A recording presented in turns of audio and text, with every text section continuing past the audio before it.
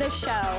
Today, we're starting things off with my miso maple salmon. It is a super simple recipe, I know. I love making salmon on weeknights too because it cooks really quickly and it's a breeze to put together and it tastes delicious. So the first thing I have here is 4 salmon fillets. Those are about 200 grams each. And I'm gonna add a little bit of oil down onto a sheet pan. Now I've lined this sheet pan with a little bit of aluminum foil with the dull side up. Anytime you're looking for a kind of non-stick surface, the dull side of the aluminum foil is a good thing in a pinch. If you have parchment paper, perfect, but the dull side of aluminum foil, a little less sticky than the shiny side. So always a good thing. Now onto there, I'm gonna add those salmon fillets. So these are the ones you just get from the grocery store, already pre-cut, easy breezy. These ones have skin on. You can get them skinless if you want to. Easy as anything. Truly, salmon is like the chicken in our house. It's the go-to protein when we're looking for a quick dinner. But onto there, I wanna add on a ton of flavor. So I'm gonna make a delicious glaze with some miso, some soy, and some maple syrup. So the first thing I need is about a tablespoon-ish of some maple syrup. That's gonna give a nice kind of sweet roundness. And it's gonna make this glaze nice and sticky, which is the best thing in the world, in my personal opinion. Now, a tablespoon of soy sauce goes on in. And then I'm also gonna add in a tablespoon of miso paste. Now you can get miso paste in the grocery store, usually weirdly around the yogurt, I find, or in that tofu section. This is white miso paste, even though it kind of looks browny red. There's also red miso paste. Either will work. I'm just going with the white because that's what I had hanging around. This has so much umami flavor in it. It's so delicious and wonderful. Now into there, I'm also gonna add in a little bit of garlic. I've got 1 clove of garlic here that I've minced down, so that's gonna go on in too. Beautiful. And then I wanna add in some ginger, because I love fresh ginger, but you wanna know what? I keep my ginger in the freezer. It's a good hack, because if you keep your ginger in the freezer, you know, like all those hacks for peeling ginger with a spoon or a vegetable peeler? If you put it in the freezer, you don't even have to peel it. It kind of breaks down the tough fibers on that skin, so you can just grate or rasp it right into whatever you're putting it in. I know. And also, ginger's funny. It's got like kind of long fibers in it. And if you don't have it frozen, grating it, yes, you get this beautiful like ginger paste coming out the bottom, but it doesn't cut through those fibers, so you also end up like with ginger that looks like it has hair, like a haircut. Like it's like standing up like it's in a punk band, and it's not what I want.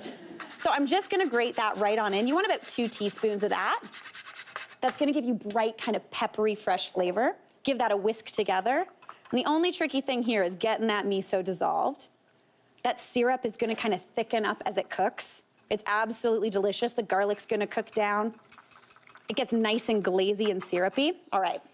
Now I'm just gonna spoon that on over my salmon. You can add a little bit of salt and pepper onto that salmon too, I know. This is the thing, put it on top and it's just gonna melt down as it cooks in the oven. Now if you wanted to do this in advance, you could put this glaze over top and use it almost like a marinade, but honestly, just glazed like this on a busy day and chucked into a 400-degree oven for about 12 to 14 minutes, you are gonna have the most beautiful, sticky, delicious salmon. And I just so happen to have some already done, which is my favorite thing about this kitchen, because this oven, everything's done in it. Oh my gosh. Like, look at that glaze. It's cooked down, it's sticky, absolutely beautiful. Now, to go alongside that salmon, if you have like green beans in your crisper, chuck them on that pan too and roast them alongside that salmon. But I'm going for a quick and easy salad. So what I'm gonna do is make a really quick dressing that mimics some of the flavors that's in that glaze. The first thing I need is the juice from half of an orange. So just cut that baby in half. I like that soft kind of citrus flavor from the orange. If you didn't have an orange on hand, you could do this with lime. That would be nice. It would just be a little bit punchier and brighter.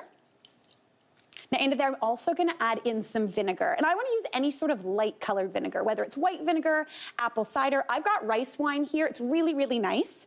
This is the unseasoned kind. The seasoned type has a little bit of salt and sugar in it. This is just unseasoned. I want about a tablespoon of that. Add in a little bit of ginger, if I can get it out. Oh, this whisk is just too big. Sometimes I'm good at puzzles. Apparently not today, but that's okay. Now, again, I'm gonna add in, so that was that little bit of garlic. I'm gonna add in some ginger to there as well, just to, again, mimic those flavors. And then for a little bit of extra sweetness and a bit of salt flavor, I'm gonna add in a bit of soy sauce and a little bit of that maple syrup. And since I'm adding soy in here, I'm not actually gonna season it with any salt, because that soy sauce is gonna bring that salty flavor in. Beautiful. Give that a whisk together. If you wanted to, you could throw a little bit of that miso in here. That'd be great. Miso's delicious. Mix it with a bit of butter, put it on your chicken. Out of control. It's a great, like, catch-all kind of ingredient. Now, I've got some, just some canola oil here, and I'm just gonna whisk that in. You could also use olive oil. You can use a little bit of toasted sesame oil. That would be great. But you just want a few tablespoons just to bring that together. And that looks and smells like a total dream.